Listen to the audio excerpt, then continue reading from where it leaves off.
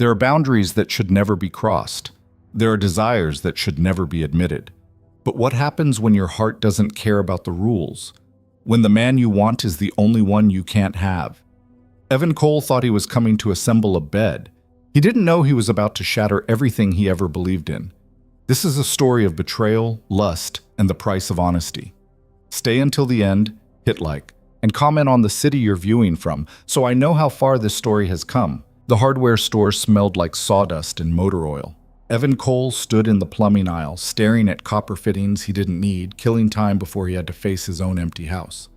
32 years old, and this was what his evenings looked like. Wandering aisles, pretending he had projects that mattered. His phone buzzed. Marcus. "Hey man, you busy?" Evan almost laughed. "Busy. Right. Not really. What's up?" "Mom's bed frame showed up today. Things apparently from Sweden or some shit. Instructions look like hieroglyphics. You free to swing by and help me put it together? I'm drowning at work, and she's been sleeping on the damn mattress on the floor for 3 days." Evan felt that familiar tug, the one that made him say yes to things he should probably decline. Marcus had been his best friend since they were 7. They'd learned to swim in the same lake, broken the same bones falling out of the same tree. When Evan's mom died 2 years ago, Marcus had shown up at his door every single day for a month. Didn't say much, just sat there. "Yeah, I can do that. When?" "Tonight? I know it's last minute, but I'll be there in 20. Evan hung up and headed for the register, buying nothing.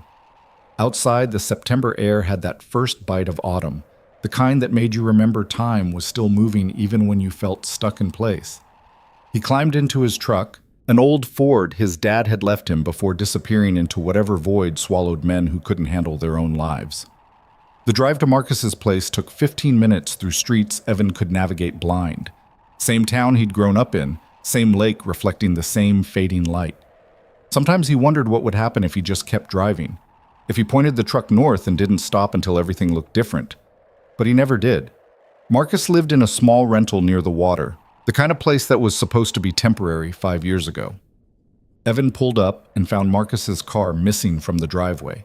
He texted, "Where you at?" The response came fast. "Shit. Emergency at work. Pipe burst in the new build. Mom's home though. She can let you in. Keys under the turtle planter if she doesn't hear you knock. You're a lifesaver, man." Evan sat in his truck for a moment, engine still running. He could leave. Text Marcus that something came up, that he'd catch him another day. But that would mean going home to his own place, where the silence had teeth and his daughter was spending the week at her grandparents' house because Evan couldn't seem to get his shit together enough to feel like a real parent. He turned off the engine. Lena Hart lived 3 blocks from Marcus, in a cottage that sat close enough to the lake that you could hear the water at night. Evan had been here exactly twice. Once for Marcus's 21st birthday, once for a 4th of July thing, where too many people had crowded into too small a space. He remembered Lena as a woman who smiled a lot and asked questions that made you feel like she actually cared about the answer. Marcus's mom. That was the box she lived in. He knocked, waited, knocked again. The door opened. And something in Evan's chest did this stupid, unexpected thing. Lena stood there in jeans and a soft gray sweater, hair pulled back in a way that looked accidental but probably wasn't, and for a second Evan forgot why he was standing on her porch. She looked tired. No makeup, lines around her eyes that seemed deeper than he remembered. But there was something else too, something in the way she held herself, like she was braced for disappointment but trying not to show it. Evan. She said his name like she was relieved and surprised at the same time. "Marcus said you were coming. He just called to tell me he got stuck at work." "Yeah, he texted me on the way over." Evan's voice came out rougher than he intended. He cleared his throat. "Said you needed help with a bed frame." "I do. Come in." She stepped back and Evan caught the scent of something, lavender maybe, or vanilla. Something that made the air feel warmer than it should. Inside, the cottage was exactly the kind of place Evan would have expected and nothing like it at the same time. Books everywhere, stacked on tables and shelves and the floor near the couch. Plants in the windows, some thriving, some barely hanging on. A half-finished mug of tea on the coffee table next to a laptop playing some acoustic playlist he didn't recognize. It felt lived in, real. Not like his place, where everything was too clean because nothing ever got used. "The bedroom's down the hall," Lena said, already moving. "I tried to start on my own, but gave up after about 10 minutes. Whoever designed this thing must have a PhD in torture." Evan followed her through the narrow hallway, walls covered in framed photos, Marcus as a kid, gap-toothed and sunburned. Lena and a man Evan assumed was Marcus's dad, both younger, both smiling in that way people do before life gets complicated. He didn't see any recent photos of the husband. The bedroom was small but bright, evening light coming through sheer curtains that moved slightly with the breeze from a cracked window. The bed frame was scattered across the floor in pieces. Wooden slats, metal brackets, screws in a plastic bag that had already torn open, spilling hardware across the rug. "Jesus," Evan muttered. "This is from Sweden?" "IKEA," Lena said, like that explained everything. "I thought it would be simple." "Nothing from IKEA is simple." Evan crouched down, picking up the instruction sheet. It was in 4 languages, none of them helpful. "Okay, this'll take a while." "I've got time." Lena leaned against the door frame, arms crossed, watching him in a way that made Evan hyper-aware of his own movements. "Can I get you something? Water? Beer?" "Water's good." She disappeared and Evan started sorting pieces, matching numbers to the diagram, laying everything out in some kind of logical order. He could hear her in the kitchen, the sound of a cabinet opening, glasses clinking. When she came back, she handed him a glass and then sat down on the floor across from him, legs tucked to the side. "You didn't have to stay," Evan said, not looking up. "I can handle this." "I know, She took a sip from her own glass. "But it's my bed. Feels weird to just leave you here alone." They worked in silence for a few minutes, Evan fitting slats into the frame, Lena handing him screws when he needed them.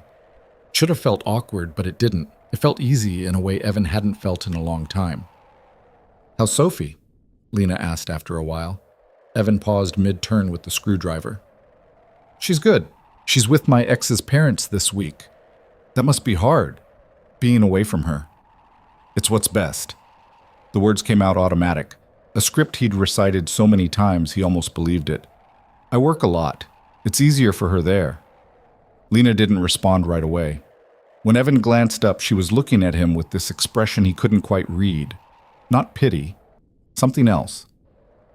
"You know," she said slowly, "I spent a lot of years convincing myself that things were easier when they weren't. It's a comfortable lie." Evan's hand tightened on the screwdriver. "I'm not lying to myself. Okay?" But the way she said it, like she didn't believe him but wasn't going to push, made something twist in Evan's gut. He went back to the frame, tightening bolts harder than necessary. They fell into rhythm after that. Lena asked about his work, and Evan told her about the houses he fixed, the leaking roofs and broken furnaces that kept him busy enough to avoid thinking. She told him about the art classes she taught at the community center, about the kids who showed up with nothing and left with something that looked like hope. "I didn't know you taught," Evan said. "Started about a year ago." Lena handed him another screw. "After the divorce, I needed something that felt like mine, something that wasn't about being someone's wife or someone's mother." Evan looked up. "I didn't know you got divorced. 2 years ago, finalized last spring." She said it matter of fact, but there was weight underneath. "He's in Portland now. Remarried already, actually. Some woman he met at a work conference." "Shit, I'm sorry." "Don't be. It was a long time coming." Lena's fingers traced the edge of a wooden slat, not quite looking at him. "We spent the last 5 years of our marriage pretending everything was fine. I think that was worse than the actual end." Evan knew that feeling. Him and Claire had done the same thing, stayed together for Sophie, for the house, for all the wrong reasons until staying became more painful than leaving. "Marcus know about the remarriage?" Evan asked. "Yeah, he pretends it doesn't bother him, but I know it does." Lena's voice softened. "He's protective. Always has been. Even when he was little, he used to check the locks on the doors before bed, like he was the man of the house." Something about the way she said it made Evan's chest ache. He wondered what it cost her, being the kind of woman who needed protecting, or the kind who made her son feel like he had to. The bed frame was coming together now, the skeleton of it at least. Evan flipped it upright with Lena's help, and they stood back to look at their work. "Not bad," Lena said. "It'll hold." "You say that with such confidence." "I'm a contractor. If I can't build a bed, I should probably turn in my license." Lena laughed, a real laugh, the kind that crinkled her eyes and made her look younger. Evan found himself smiling without meaning to. They worked on the headboard next, fitting pieces together in silence that wasn't uncomfortable. Outside, the light was fading, the room filling with that blue-gray wash that came just before dark. Lena reached over to turn on a lamp, and for a second her hand brushed Evan's shoulder. She pulled back fast, like she'd touched something hot. "Sorry." "It's fine." But it wasn't fine because that brief contact had done something to the air between them, made it heavier, made Evan aware of how close they were sitting, how her perfume, or soap, or whatever it was, seemed to wrap around him. He forced himself to focus on the bolts. "Can I ask you something?" Lena's voice was quieter now. "You don't have to answer if you don't want to." "Okay." "Do you ever feel like you're just going through the motions? Like you're doing all the things you're supposed to do, but nothing actually feels real?" Evan's hand stilled. He didn't look at her. "Yeah, all the time." "Is it the grief? From your mom?" "I don't know." He tightened a bolt, watching his knuckles go white around the wrench. "Maybe. Or maybe I've just forgotten what it feels like to want something." "What did you used to want?" The question caught him off guard. Evan sat back on his heels, staring at the half-finished bed frame like it might have answers. "I don't know. I wanted to get out of this town once. Thought I'd go to college, study architecture, build things that mattered. Then Claire got pregnant, and that plan just evaporated." "Do you regret it?" "Sophie?" "No, never." The answer was automatic and true. "Everything else? Sometimes?" Lena was quiet for a long moment.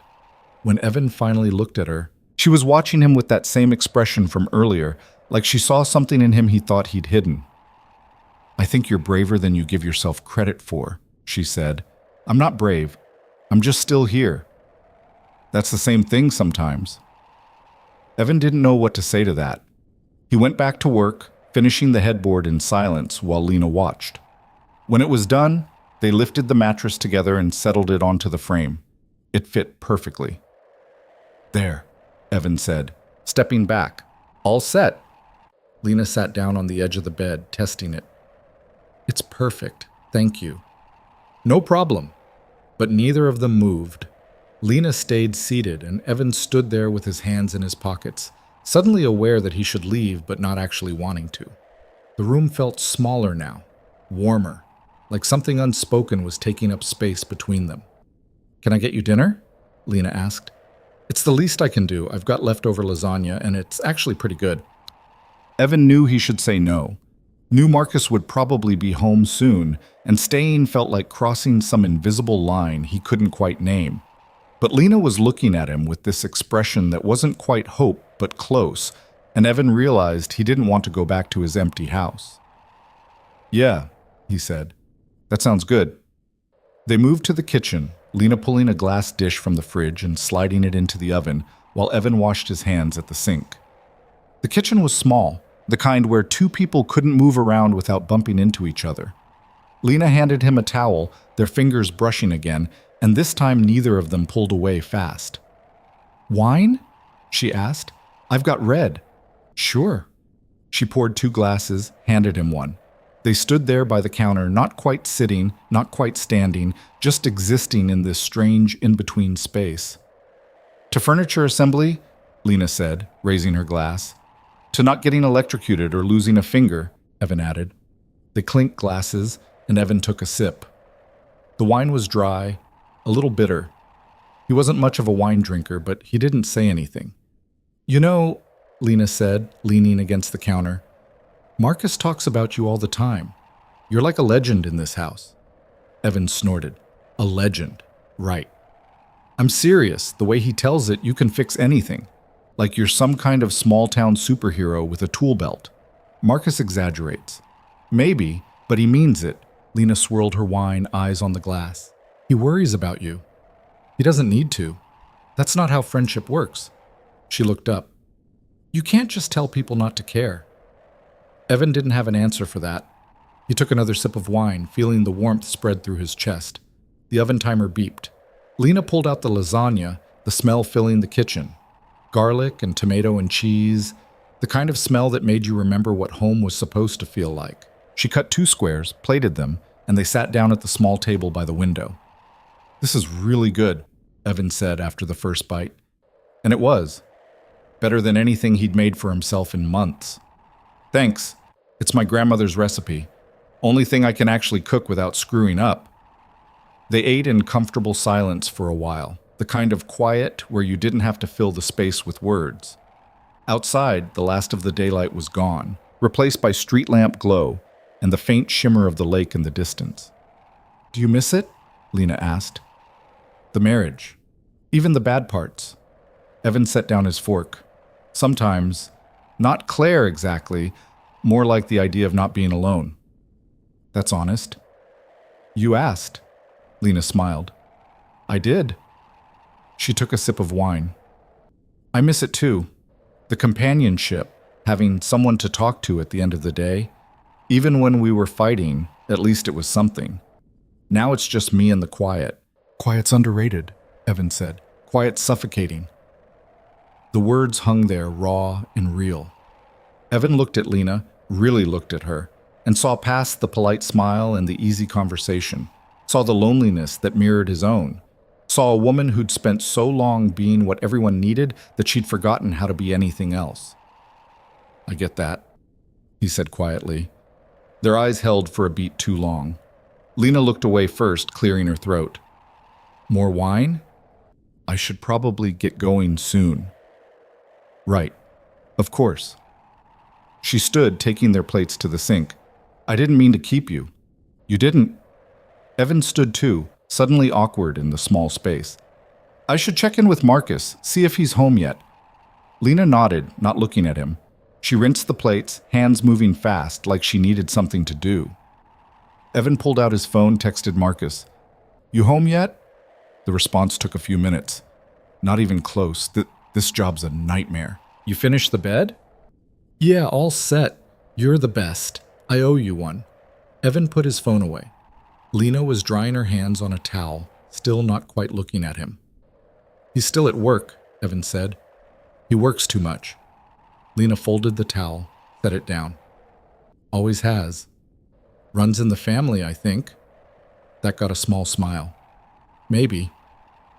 Evan should have left then, should have thanked her for dinner, said goodnight, walked out the door and driven home. But his feet didn't move. He stood there in her kitchen, watching her fidget with the towel, and something in him cracked open just a little. Do you ever think about leaving? He asked. Lena looked up, surprised.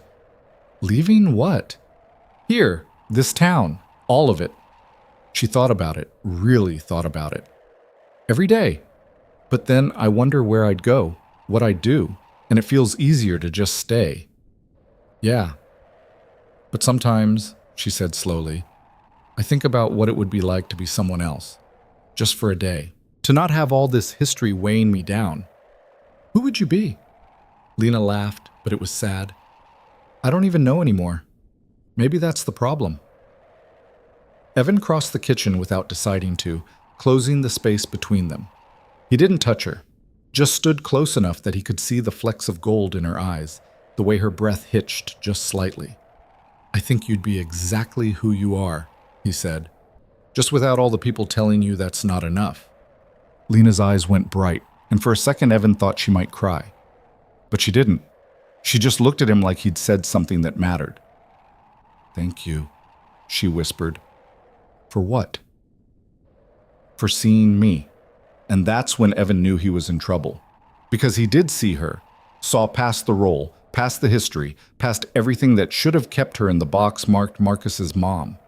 He saw a woman who was lonely and tired and still somehow hopeful, and that combination did something to his chest that felt dangerous. He stepped back. I should go. Okay. But neither of them moved. They stood there in the kitchen, the space between them charged with something neither wanted to name. Evan? His phone rang. Marcus. Evan answered, breaking whatever moment had been building. Hey. Hey, man. I'm going to be stuck here for at least another hour. You still at my mom's? Yeah? Cool. Thanks again for doing this. I really appreciate it. No problem. All right. I'll catch you later. The call ended. Evan looked at Lena, who was watching him with an expression he couldn't read. He's stuck at work, Evan said, like she hadn't heard. I gathered. The silence stretched. Evan's pulse was doing this stupid thing in his throat, and he couldn't tell if it was panic or something worse. I really should go, he said again. This time Lena nodded. Okay.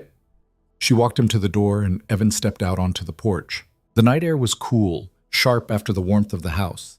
He turned back, and Lena was standing in the doorway, arms wrapped around herself like she was cold. Thanks for dinner, Evan said. Thanks for the bed. They stood there looking at each other across the threshold, and Evan felt the weight of something shift, something that couldn't be unshifted. Good night, Lena. Good night, Evan.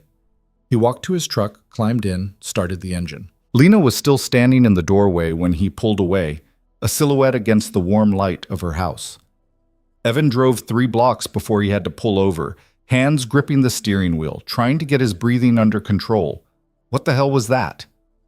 He sat there for a long time, staring at nothing, feeling like he'd stepped off solid ground and didn't know where he was going to land. Finally, he drove home. The house was dark and empty, exactly like he'd left it. Evan walked through the rooms, turned on lights, turned them off again. Ended up on the couch with a beer he didn't want, staring at the ceiling. His phone buzzed. A text from Lena. Thank you again for tonight. It was nice having company. Evan stared at the message for a full minute before typing back. Any time. He regretted it the second he sent it. Regretted it because he meant it. Because given the chance, he'd go back to that kitchen in a heartbeat. Consequences be damned. His phone stayed silent after that. Evan finished his beer, then another. Eventually he fell asleep on the couch, still dressed, dreaming of a woman he had no business dreaming about. When he woke up the next morning, sunlight cutting through the blinds, his first thought wasn't of Sophie or work or the list of things he needed to fix. It was of Lena. The way she looked standing in her kitchen, arms wrapped around herself. The way she'd said for seeing me, like it was something rare and precious. Evan groaned, pressing the heels of his hands into his eyes. He was so screwed. 3 days passed before Evan saw her again. 3 days of fixing other people's problems while his own thoughts stayed broken. He replaced a water heater in a house on Maple Street, patched drywall for a couple who couldn't stop arguing about paint colors, rewired an outlet that kept tripping the breaker. Normal jobs. Easy jobs. The kind where he could work on autopilot and let his mind wander to places it shouldn't go. Wednesday afternoon, he was under Mrs. Patterson's sink when his phone rang. Marcus. You free Saturday? Marcus asked when Evan answered. Mom's having some kind of art thing at the community center. She asked me to help set up, but I've got Sophie that day, and Claire's being weird about switching weekends. Evan pulled himself out from under the sink, wiping his hands on his jeans. I thought you and Ashley were doing something Saturday. We were. She canceled. Marcus's voice had that flat quality it got when he was pretending something didn't bother him. 3rd time this month. That sucks, man. Yeah, well, she says she's busy. I think she's just not that into it. Marcus sighed. Anyway, can you help Mom out? It's just moving some tables and hanging art. Should only take a couple hours. Evan's stomach did something complicated. What kind of art thing? Student showcase or whatever? Kids from her classes? She's been stressing about it for weeks. Marcus paused. You don't have to if you're busy. No, I can do it. You sure? Yeah, what time? She said 9, community center on Lake Street. After they hung up, Evan sat on Mrs. Patterson's kitchen floor for a long minute, staring at the phone in his hand. He should have said no, should have made up an excuse, claimed he had work or that Sophie needed him, anything to avoid spending more time alone with Lena. But he hadn't, because apparently self-preservation wasn't something he was good at anymore. Saturday morning came cold and overcast, the kind of gray that made everything look washed out. Evan showed up at the community center at 8:45, figuring early was better than on time. The building was old, one of those municipal structures from the 70s that had been renovated just enough to not fall apart. The parking lot was empty, except for a blue sedan he recognized as Lena's. Inside, the main room smelled like old carpet and coffee. Lena was standing on a folding chair trying to hammer a nail into the wall. She was wearing jeans and a white t-shirt, hair pulled back, and when she turned and saw him, her face did this thing. Surprise, then something else. Something that looked like relief. "You're early," she said. "Habit." Evan set down his toolbox. "You need help with that?" Desperately. She climbed down from the chair, handing him the hammer.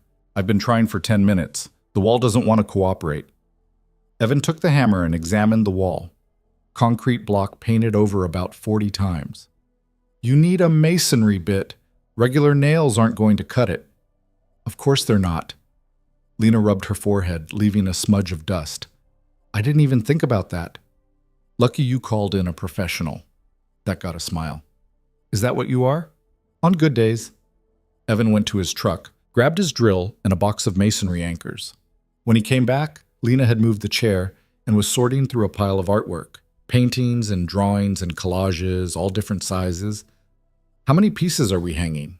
Evan asked. 37. She said it like she couldn't quite believe it herself.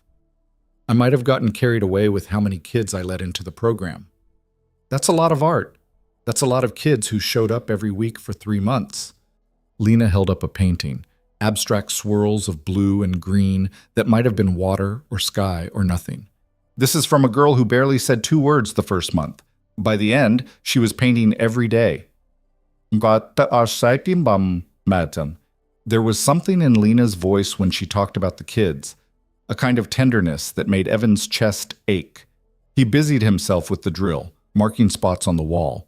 They worked in rhythm, Evan drilling holes and installing anchors while Lena organized the artwork by size and decided on placement. Every so often, she'd hold up a piece and ask what he thought, and Evan would give an honest answer because she seemed to actually want one. "This one," she said, holding up a charcoal drawing of a lighthouse. "Or this one?" The second was watercolor, softer, less defined. "The lighthouse. It's got more weight." Lena studied both pieces, then nodded. "You're right, see? This is why I needed help." "I thought you needed help because you couldn't drill into concrete." "That too." By 10 o'clock, they had a system down. Lena would hand Evan a piece, tell him where she wanted it, and he'd hang it. They didn't talk much, but the silence wasn't empty. It was full of small things, the sound of the drill, Lena humming under her breath, the scrape of chair legs when she moved to a different section of the wall. Around 11, Lena disappeared and came back with coffee from the diner across the street. She handed Evan a cup, their fingers brushing in the exchange. Neither of them mentioned it. "So how long have you been teaching?" Evan asked, taking a sip. The coffee was terrible, but he drank it anyway. "Officially, about a year. Unofficially, I've been doing art workshops at the library for longer than that." Lena leaned against the wall, cradling her own cup. "After the divorce, I needed something that wasn't about being someone's wife or someone's mother, something that was just mine." "Marcus mentioned that a lot? The divorce?" "Not really. He pretends it didn't affect him, but I know it did." Lena's eyes went distant. "He was angry for a while. At his dad, mostly. But I think some of it was at me, too, for not fighting harder to keep it together." "That's not fair." "No, but it's honest." She took a sip of coffee, made a face. "This is awful." "Yeah." They both kept drinking it. Evan hung another piece, a painting of hands reaching toward each other, not quite touching. "Can I ask you something?" "Sure." "What made you finally leave?" "The marriage." Lena was quiet for a long moment. When she spoke, her voice was careful, like she was choosing each word. "One night, about 3 years ago, I was sitting at dinner with Richard, my ex-husband. We just had this perfectly nice meal, talked about perfectly nice things, and I realized I felt completely alone, like I was having dinner with a stranger. And I thought, if this is what the rest of my life looks like, I don't want it. So you left." "So I stayed for 2 more years trying to convince myself I was wrong." Lena laughed, but it was hollow. "Turns out I wasn't. He was having an affair the whole time. The woman he married? That wasn't new. That was just finally out in the open." Evan's jaw tightened. He's an idiot. He's a man who wanted something I couldn't give him. Lena pushed off the wall, set down her coffee. I don't hate him. I just wish he'd been honest sooner. Would have saved us both a lot of time. You're being generous. I'm being tired. She picked up another painting. Where should this one go? They worked through the afternoon, stopping only when Lena's phone rang. She glanced at the screen, frowned, and answered. Hey, sweetheart. Her voice shifted, lighter. Marcus. Yeah, Evan's here. We're almost done. A pause. No, you don't need to come by. We've got it handled. Another pause. Longer. Marcus, I'm fine. Really? She listened, then laughed. Okay, I'll call you later. Love you too. When she hung up, Evan was watching her. He worries about you. Too much. Lena slipped the phone back in her pocket. He's always been like that. Even when he was little, he'd check the windows before bed, make sure the doors were locked, like he thought something bad would happen if he wasn't paying attention. Maybe something did happen once. Lena's expression shifted, something painful flickering across her face. His dad left for a work trip when Marcus was 8. Didn't come back for 6 months. No calls, no letters, just gone. When he finally showed up, he acted like nothing had happened.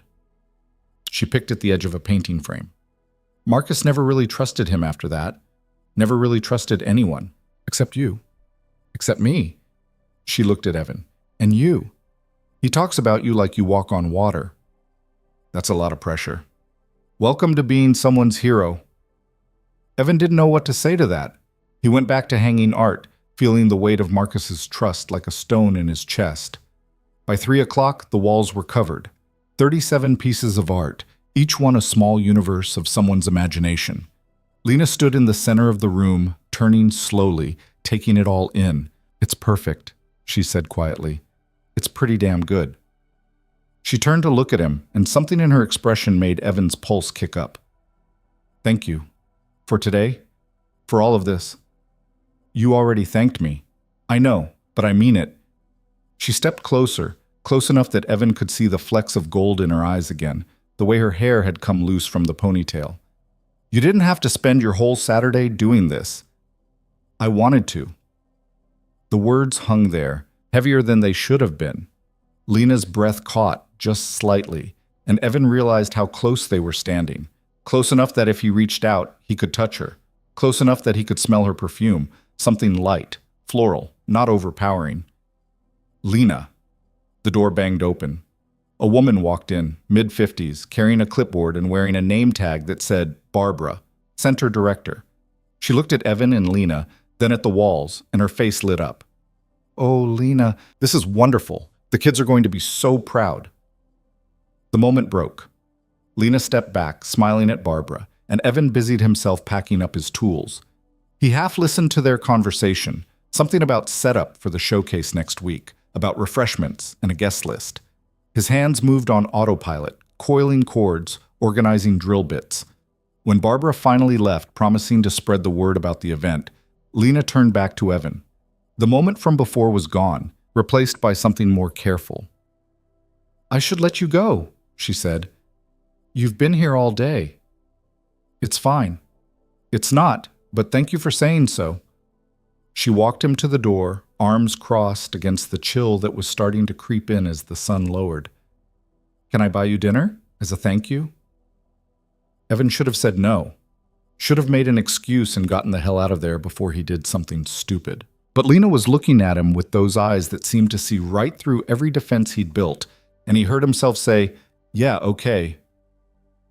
They ended up at a diner on the edge of town, the kind of place with vinyl booths and a jukebox that hadn't worked in a decade.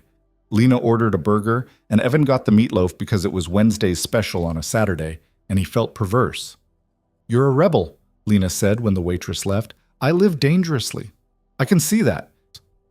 The food came fast, hot, and greasy, and exactly what Evan needed. They ate mostly in silence, comfortable enough that words didn't feel necessary. But halfway through the meal, Lena set down her burger and looked at him with an expression he couldn't quite read. Can I ask you something personal? Evan's stomach tightened. Go for it.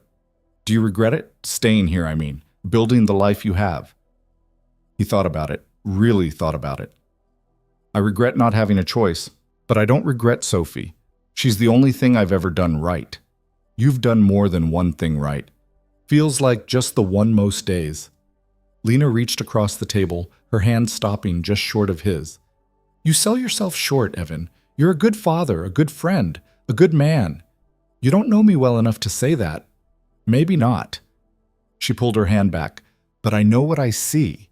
And I see someone who shows up, who does the work even when it's hard. That counts for something.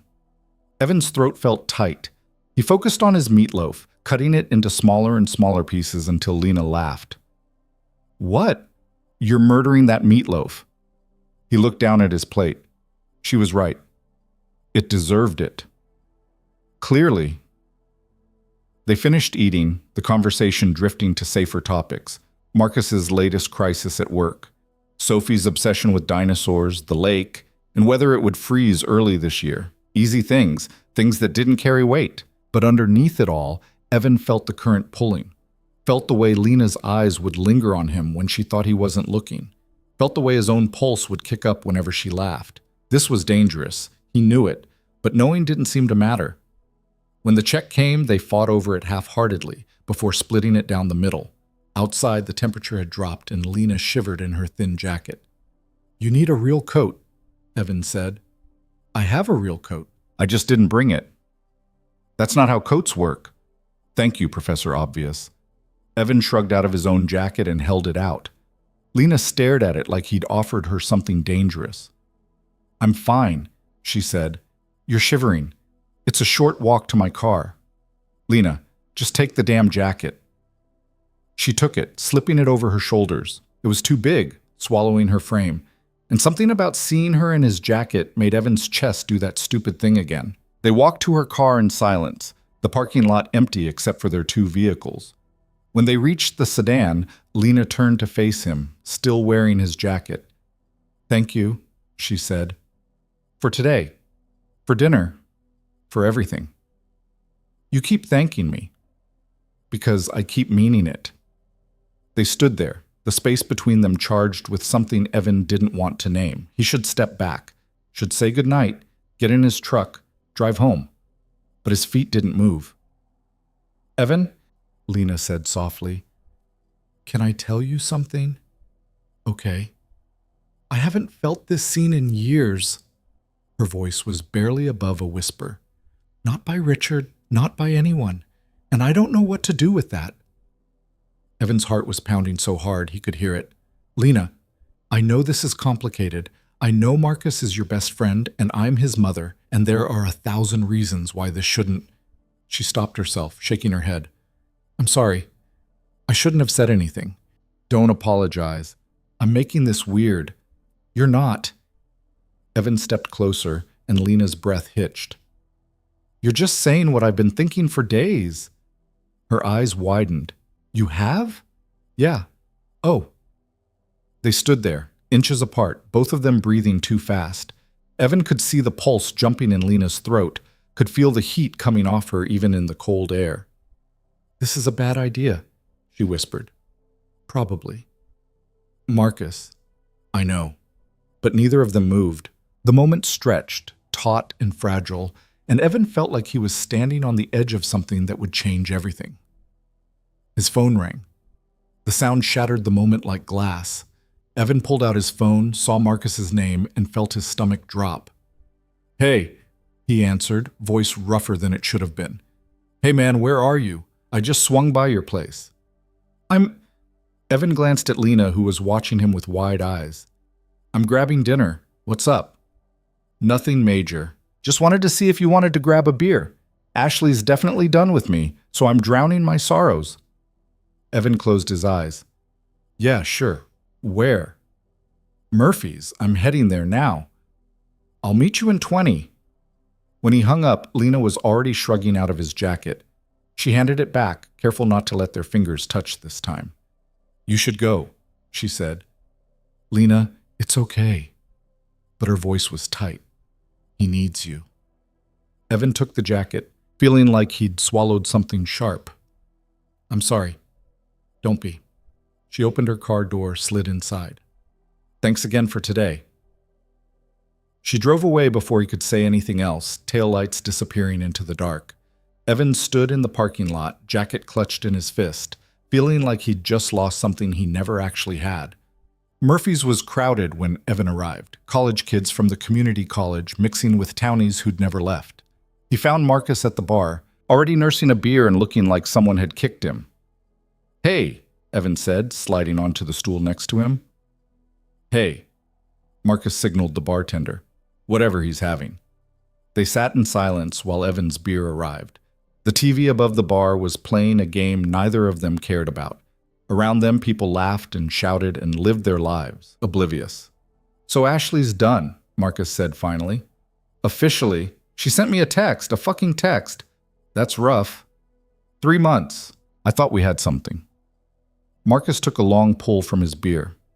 "I'm starting to think I'm just bad at this. At relationships. At all of it." "You're not bad at it."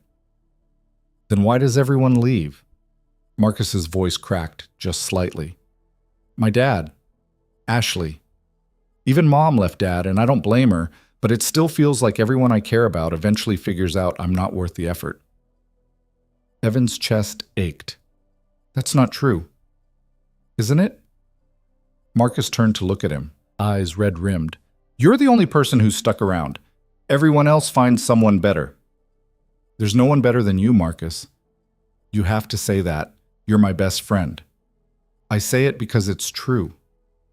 They drank in silence after that. Evan wanted to say something comforting, something that would make Marcus feel less like the world was ending, but words felt inadequate. So he just sat there, present, the way Marcus had done for him when his mom died.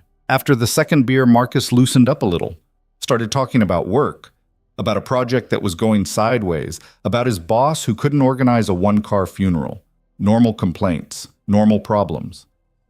"How was helping Mom today?" Marcus asked eventually. Evan's grip tightened on his beer. "Fine. We got everything hung." "She's been stressing about that showcase for weeks. I'm glad you could help." Marcus smiled. "She likes you, you know, says you're a good influence on me." I don't think I'm a good influence on anyone." "Well, she does. She's always asking about you, how you're doing, how Sophie's doing. I think she worries you're too isolated." Evan forced himself to take a sip of beer. "I'm fine. That's what I told her, but you know how moms are." Marcus shook his head. "She's been lonely since the divorce. I worry about her sometimes. She acts like she's fine, but I know she's not. She seems okay to me." "Yeah, well, she's good at hiding it." Marcus finished his beer, signaled for another. "I just want her to be happy, you know? She spent so long taking care of everyone else. She deserves someone who'll take care of her for once." Evan's throat felt like sandpaper. "Yeah, she does." They stayed until last call, Marcus getting progressively drunker and more morose while Evan nursed his third beer and felt like the worst person alive. When they finally left, Evan had to pour Marcus into an Uber, promising to get his car to him tomorrow. "You're a good friend," Marcus slurred, grabbing Evan's shoulder. "Best friend, you know that." "I know. I love you, man." "I love you too." The Uber pulled away, and Evan stood in the parking lot alone, feeling the weight of those words like a noose. He drove home slowly, deliberately, trying to outrun the guilt that was chasing him. But it followed him inside, sat with him on the couch, stayed when he finally crawled into bed. His phone buzzed, a text from Lena.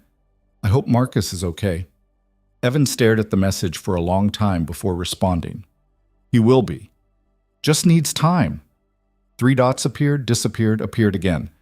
"I'm sorry about earlier. I shouldn't have said what I said. Don't be sorry, but this can't happen. You know that, right?" Evan's thumb hovered over the keyboard. He knew what he should say, knew the right answer, but instead he typed, "I know." It was the truth and a lie at the same time. Because knowing something couldn't happen and making it not happen were two different things entirely. The dots appeared one more time, then disappeared. No more messages came. Evan lay in the dark, staring at the ceiling, Marcus's words echoing in his head. She deserves someone who'll take care of her for once. And underneath that, quieter but no less insistent. "You're my best friend. I love you, man." He was so screwed. The next morning, Evan woke up to 17 missed calls. His heart stopped when he saw the first few were from Marcus, mind immediately jumping to worst-case scenarios. But the voicemail was innocuous. Marcus apologizing for getting so drunk, asking if Evan could bring his car by. The other 15 calls were work. A burst pipe at a rental property, water flooding the basement, emergency job, needed to get there now. Evan threw on clothes and drove to the property, grateful for the distraction. The work was messy and complicated, exactly what he needed. He spent the entire day knee-deep in water, fixing pipes and assessing damage, his mind blessedly empty of anything except the job in front of him. It was almost 7 when he finally finished. He was soaked and exhausted and smelled like a sewer. Marcus's car could wait until tomorrow. Everything could wait. But when he got home, Lena's sedan was parked in his driveway. She was sitting on his porch steps, arms wrapped around her knees. When she saw him, she stood up fast like she'd been caught doing something wrong. "Hi," she said. "Haida." They stared at each other across the yard, and Evan felt every conversation they'd had, every almost moment, stacking up between them. "We need to talk," Lena said. Evan's heart sank. "Okay." Evan unlocked the door and Lena followed him inside, neither of them speaking. The silence felt different now. Not comfortable. Not easy. Heavy with things that needed to be said and probably shouldn't be. He dropped his tool bag by the door, acutely aware of how he must look. Soaked jeans, shirt clinging to his chest, boots tracking mud across the floor. "I should change. Give me 5 minutes." "Take your time."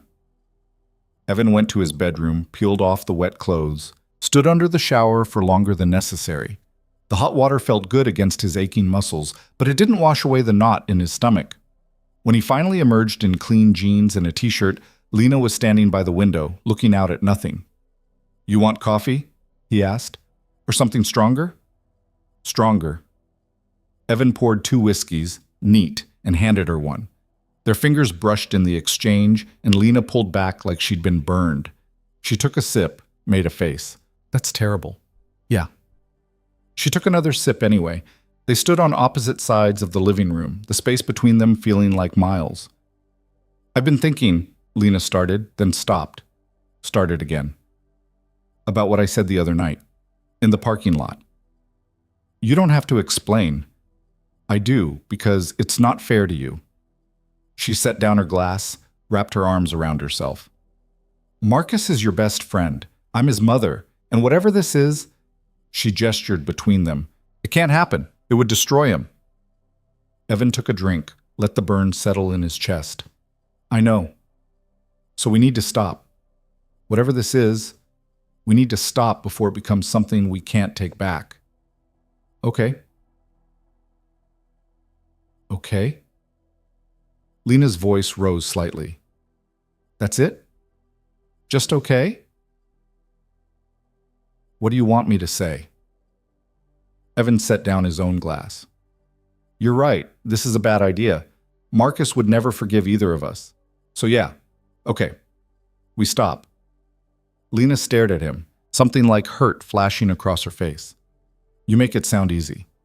"It's not easy. It's just necessary." "Is that really what you want?" Evan's jaw tightened. "What I want doesn't matter." "Of course it matters." "Does it?" He took a step closer, and Lena's breath caught. "Because what I want is to stop pretending I don't think about you constantly. What I want is to not feel guilty every time Marcus talks about how much he trusts me. What I want is for you to not be Marcus's mother, so this could be simple instead of impossible." Lena's eyes went bright. "Evan, but none of that matters," he continued, "because at the end of the day, Marcus is the best friend I've ever had, and I'm not going to betray him for something that probably wouldn't even work out anyway." The words landed between them like stones. Lena flinched, and Evan immediately regretted them. Not because they weren't true, but because the truth was cruel. "Right," Lena said quietly. "You're right. I'm sorry I came here." She moved toward the door, and something in Evan cracked. "Wait." Lena stopped, but didn't turn around. "I didn't mean it like that," Evan said. "About it not working out. He dragged a hand through his hair. "I don't know how to do this. Any of this." Lena turned slowly. Do what? Feel something real for the first time in years and know I can't do anything about it. The confession hung in the air between them. Lena's expression shifted, something vulnerable breaking through. You think I know how to do this?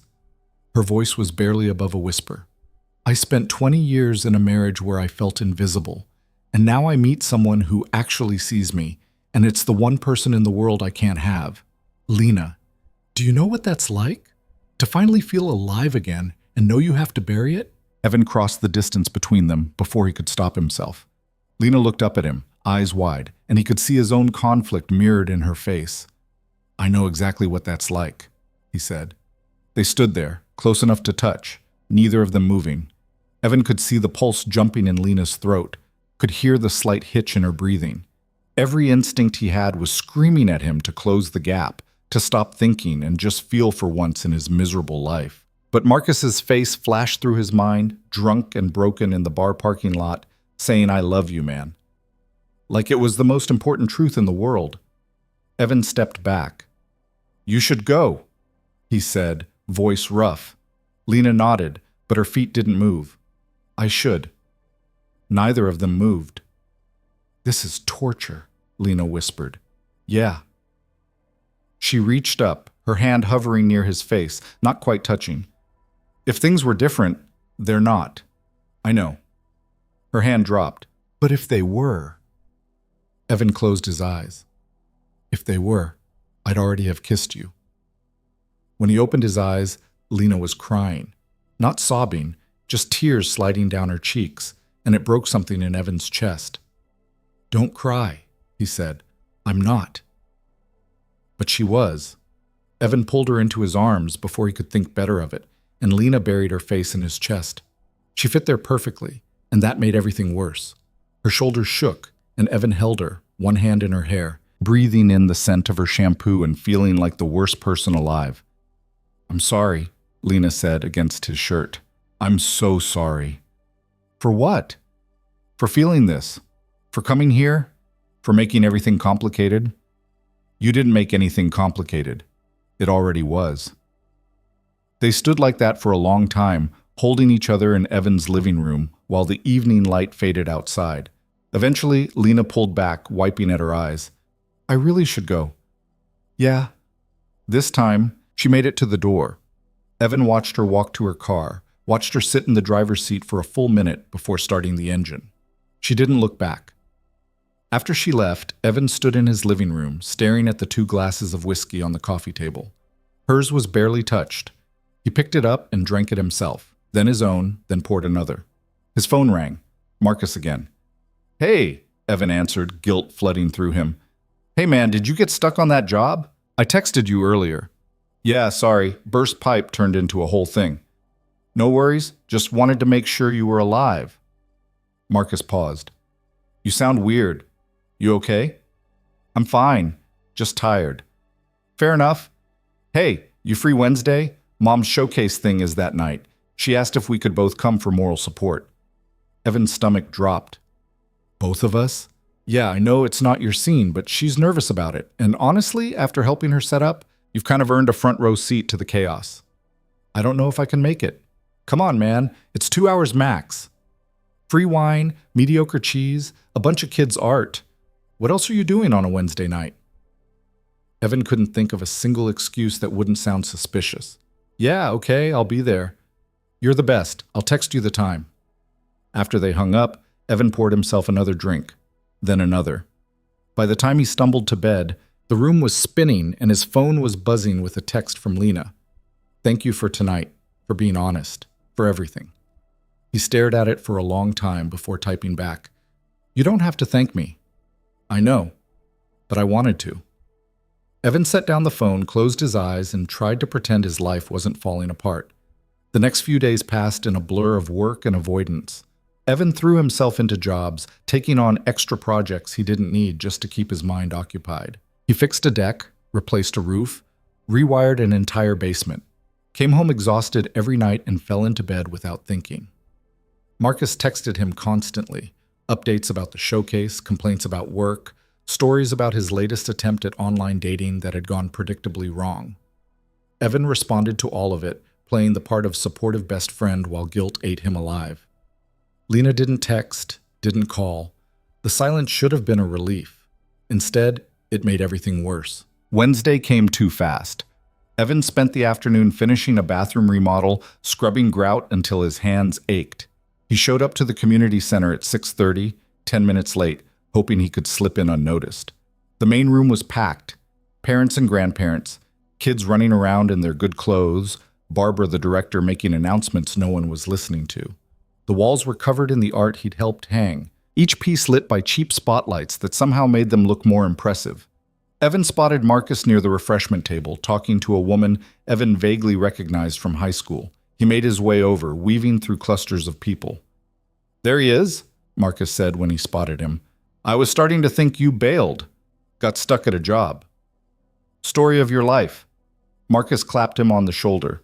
"Come on, I'll get you some wine. Fair warning, it's terrible." They moved to the table, and Marcus poured 2 plastic cups of red wine that looked like it came from a box. Evan took a sip. Marcus was right. It was terrible. "Where's your mom?" Evan asked, scanning the room. "Somewhere in the chaos. She's been running around all night making sure everything's perfect." Marcus shook his head.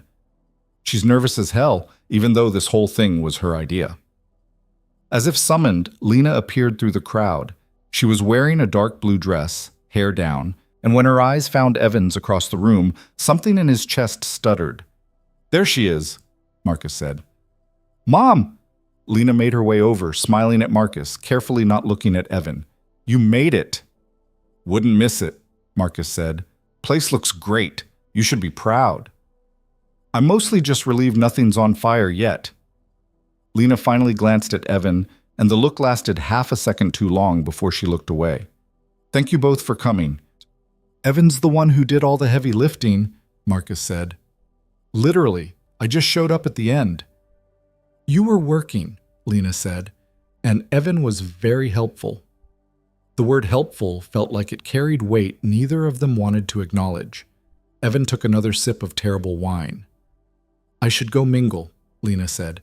"Make sure the kids are having fun, but thank you again." She disappeared back into the crowd, and Marcus watched her go with this fond, worried expression. "She works too hard. I keep telling her she needs to slow down, but she never listens." "She seems happy, though." "Yeah, happier than she's been in years." Marcus turned to look at Evan. "I think the divorce was good for her, even if it was rough. She's finally doing things for herself instead of just existing for everyone else." Evan's throat felt tight. "That's good." "It is. I just wish—" Marcus stopped himself, shook his head. "Never mind." "What?"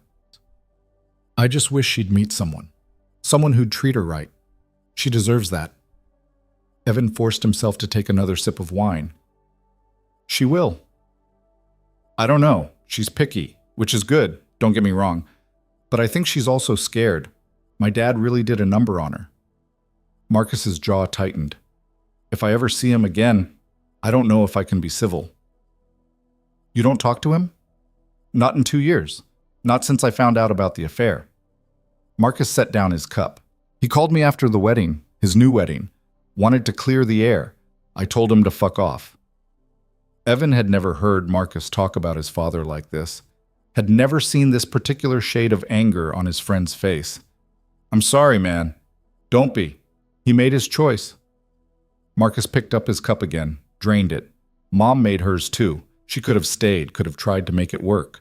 But she chose herself for once. I respect that. The conversation was interrupted by Barbara calling everyone to attention. She gave a speech about the program, about the importance of art in young lives, about Lena's dedication. The kids stood up one by one, talking about their pieces, some confident, some barely whispering. Evan found himself watching Lena instead of the kids, watching the way she smiled at each student, the way she nodded encouragement, the way her eyes went bright when a particularly shy girl managed to describe her painting to the crowd. Marcus was right. She was happy. Happier than Evan had any right to disrupt. After the presentations, the crowd dispersed into smaller groups. Marcus got pulled into a conversation with some of the other parents. and Evan found himself alone near the back wall, studying a charcoal drawing of a tree. "That's one of my favorites." Evan turned. Lena was standing beside him. Close, but not too close, eyes on the drawing. "The kid who drew it," she continued, "barely spoke the first month. Then one day she just started drawing trees. Every single class. Different trees, different angles, but always trees." "Why trees?" I asked her once. She said they made her feel safe, that they were strong, but also kind. Lena glanced at him. "I thought that was a beautiful way to describe a tree." "It is." They stood in silence, both staring at the drawing, acutely aware of each other. "This is harder than I thought it would be," Lena said quietly. "What is?" "Standing next to you and pretending I don't want to." Evan's heart was pounding. He glanced around, but no one was paying attention to them. Marcus was still deep in conversation across the room. "Lena, I know we can't, but it doesn't make it easier." "No, it doesn't." She turned to face him, and Evan made the mistake of meeting her eyes. There was so much there, want and sadness and frustration all tangled together. "If I asked you to leave Marcus out of this," she said, "if I said we could be careful that no one would have to know, would you?" Evan's chest ached. "You wouldn't ask that." "I know, but if I did..." He thought about it, really thought about what it would mean to have something real with Lena, even if it was secret, about what it would cost when, not if, when Marcus found out. "No," he said finally. "I couldn't do that to him." Lena nodded like she'd expected that answer but hoped for a different one. "You're a good man, Evan Cole." "I don't feel like one." "That's because good men never do." Before Evan could respond, Marcus appeared at his elbow. "There you are. I thought you bailed on me." "Just looking at the art," Evan said, voice steadier than he felt. "It's pretty great, right?" Marcus looked at his mother. "You did good, Mom." "Thank you, sweetheart." Lena's smile was warm but didn't quite reach her eyes. "I'm going to check on the refreshments. You two enjoy yourselves." She walked away and Evan watched her go, feeling Marcus watching him watch her. "You okay?" Marcus asked. "You seem off tonight." Evan forced himself to look at his friend. "I'm fine. Just tired." "You're always tired lately. Maybe you should take a break. Take Sophie somewhere for the weekend." "Yeah, maybe." They spent the next hour making small talk with people Evan barely knew, drinking more terrible wine than was probably wise. By the time the crowd started thinning out, Evan's head was buzzing and his defenses were worn down to nothing. Marcus left to help his mother clean up, and Evan found himself alone again, this time near the exit. He should leave, should get in his truck and drive home and put distance between himself and this situation before he did something stupid. But his feet didn't move. Lena emerged from the crowd, arms full of empty wine bottles. She saw him and stopped. "You're still here," she said. "Yeah." "Marcus is in the back room if you're looking for him." "I'm not." The words hung between them. Lena set down the bottles on a nearby table, slowly, like she was buying time. "You should go home, Evan." "I know." "So why are you still here?" "I don't know." Lena stepped closer, close enough that Evan could smell her perfume again. "You're making this impossible. You're the one who came over here. You're the one who won't leave." They stared at each other, the air between them charged with everything they couldn't say. Evan's hands were clenched at his sides, every muscle in his body tight with the effort of not reaching for her. "Tell me to go," he said. "Tell me you don't feel this and I'll leave right now." Lena's eyes went bright. "I can't." "Why not?" "Because I'd be lying." Evan took a step closer. Lena's breath hitched. "This is a mistake," she whispered. "Probably." "Marcus." "I know." But neither of them moved. They stood there, inches apart, the rest of the room fading into background noise. "We can't," Lena said, but her voice was breaking. "I know." "So why does it feel like we will?" Before Evan could answer, Marcus's voice cut through the moment. "Mom, where did you put the..." "Oh, hey, Evan, you sticking around to help clean up?" Evan and Lena stepped apart like they'd been shocked. Marcus appeared between them, oblivious to the tension, holding a garbage bag. "I can help," Evan said, voice rough. "Nah, we've got it. You've done enough." Marcus looked between them. "You guys okay? You both look weird." "I'm fine," Lena said quickly. "Just tired." "Me too," Evan added. "I should head out anyway." "Thanks for coming, man. Means a lot." Evan nodded, not trusting himself to speak. He headed for the door, feeling Lena's eyes on his back. Outside, the night air was cold and sharp, and he stood in the parking lot for a long moment, trying to get his breathing under control. His phone buzzed. "Lena." "I'm sorry." Evan stared at the message, then typed back. "Stop apologizing. I don't know what else to do." "Me neither." 3 dots appeared, then disappeared. Appeared again. "We can't keep doing this." "I know. So what do we do?" Evan's thumb hovered over the keyboard. He knew what the right answer was. Knew what he should say to end this before it destroyed everything. But instead he typed, "I don't know." The phone rang, Lena calling. Evan answered. "Hey, where are you?"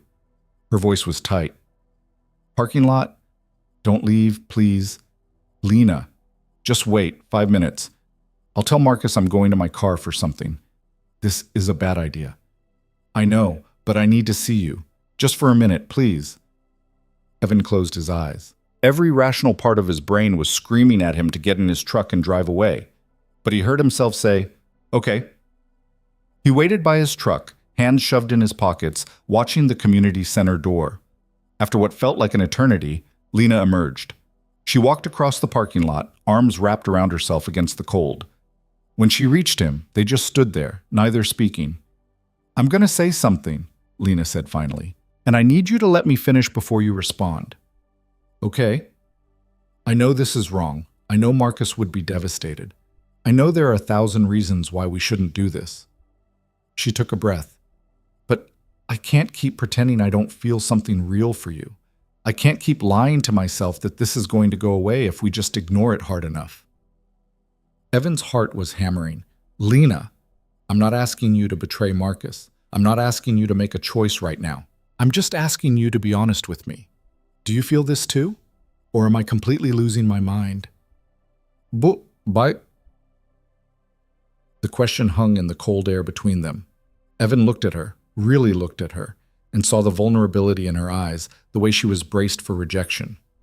"You're not losing your mind," he said quietly. "I feel it too." Lena's eyes closed and a single tear slid down her cheek. "Okay, but that doesn't change anything. I know. Marcus is my best friend. I know. If he found out, he won't because nothing's going to happen." Lena opened her eyes. "Right?" Evan wanted to say yes. Wanted to promise that they'd keep their distance, that this feeling would fade, that everything would go back to normal. But he couldn't, because he was tired of lying. "I don't know," he said. Lena nodded, like that was the answer she'd expected. "At least you're honest." "It's all I've got left." They stood there in the cold, both of them shivering, neither wanting to be the first to walk away. "I should get back inside," Lena said, "before Marcus wonders where I went." "Yeah." But she didn't move, neither did Evan. "This is killing me," she whispered. "Me too." Lena reached out, her hand finding his. Their fingers laced together, and for a moment they just held on, feeling the warmth of each other's skin, letting themselves have this one small thing. Then Lena pulled away. "Good night, Evan." "Good night." She walked back toward the community center, and Evan watched until she disappeared inside. Then he got in his truck, drove home, and sat in his dark living room, staring at nothing. His phone buzzed with a text from Marcus. "Thanks again for tonight. Mom was really happy you came." Evan closed his eyes, feeling the weight of those words. "Anytime." He set down the phone, poured himself a drink, and tried not to think about the fact that he was falling for his best friend's mother, and there wasn't a single thing he could do to stop it. The guilt was going to eat him alive, but apparently that was a price he was willing to pay. 2 weeks passed like a slow-motion accident. Evan kept his distance, declined Marcus's invitations to grab dinner or watch the game, made excuses that sounded increasingly thin. Marcus noticed but didn't push, which somehow made it worse. The guilt sat in Evan's chest like something physical, growing heavier every time his phone lit up with Marcus's name. Lena didn't text, didn't call. The silence should have been what Evan wanted. Instead, it felt like drowning. He threw himself into work with an intensity that bordered on reckless. Fixed roofs in weather he shouldn't have been working in, took jobs that required him to drive 2 hours out of town, stayed late even when the work was done. Anything to keep his mind occupied. Sophie came back for the weekend, and Evan tried to be present. Took her to the lake, made pancakes shaped like dinosaurs, read her favorite book 3 times before bed. But even then, his thoughts wandered. Sophie noticed. "Daddy, are you sad?" she asked on Sunday morning, her small face serious over a bowl of cereal. Evan forced a smile. "No, baby. Just tired." "You're always tired." "I know, I'm sorry." Sophie reached across the table and patted his hand with her sticky fingers. "It's okay. Grandma says sometimes grown-ups get tired in their hearts, not just their bodies." The observation gutted him. Evan pulled his daughter into his lap and held her tight, breathing in the scent of her strawberry shampoo and trying not to think about all the ways he was failing her. When Claire picked Sophie up that afternoon, she lingered at the door longer than usual. "You look like hell." "Thanks. I'm serious, Evan. When's the last time you slept?" "I sleep." "That's not what I asked." Claire's expression softened. "Look, I know things have been hard since your mom, and I know we're not together anymore, but you're still Sophie's father. She needs you functional." "I'm functional. Are you?" Claire crossed her arms. "Because from where I'm standing, you look like you're barely holding it together." Evan's jaw tightened. "I'm fine." "Right." Claire didn't sound convinced. "Just take care of yourself, okay? For her, if not for you." After they left, the house felt emptier than usual. Evan paced through rooms that suddenly felt too big and too small at the same time. He ended up on the back porch with a beer, staring at the lake in the distance, trying to figure out when his life had become something he needed to escape from.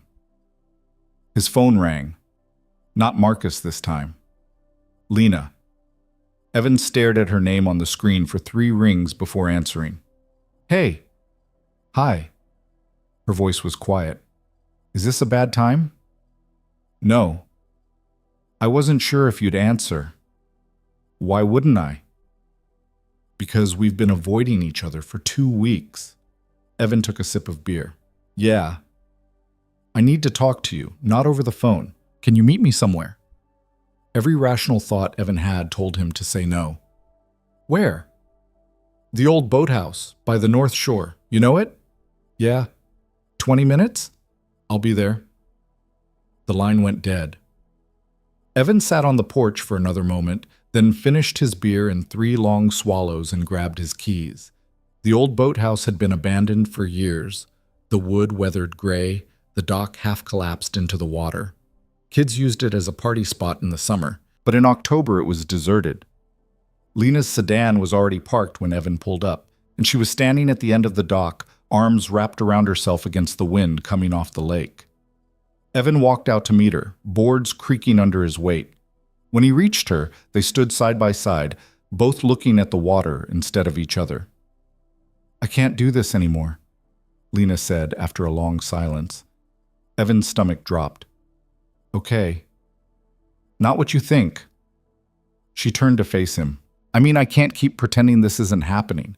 I can't keep lying to Marcus, lying to myself, lying to you. It's eating me alive." "So what do you want to do?" "I don't know. That's why I asked you here, because I need to know what you want." Evan finally looked at her. She looked tired, dark circles under her eyes, hair pulled back in a messy knot. Beautiful and miserable in equal measure. "What I want doesn't matter," he said. "Stop saying that." Lena's voice rose. "It matters to me." "Why?" "So we can torture ourselves more? So we can acknowledge this thing between us and still not do anything about it? Maybe. Or maybe so we can figure out what the hell we're supposed to do next." Evan turned away, gripping the dock railing. The wood was rough under his palms, splinters catching his skin. You want to know what I want? I want to not feel like a piece of shit every time Marcus calls me. I want to stop thinking about you constantly. I want things to go back to how they were before I walked into your house and realized, you're not just Marcus's mom, you're... He stopped, shook his head. I'm what? Someone I could actually fall for. Someone I'm already falling for. And that scares the hell out of me. Lena was quiet for a long moment. When she spoke, her voice was barely audible over the wind. I'm already there, past falling. I've landed. Evan's eyes closed. Don't say that. Why not? It's true. Because it makes this harder. It's already hard, Evan. It can't get much worse. It can always get worse, trust me. Lena moved closer, and Evan felt the warmth of her beside him despite the cold air. So what do we do? Keep avoiding each other? Keep pretending? I don't know. That's not good enough.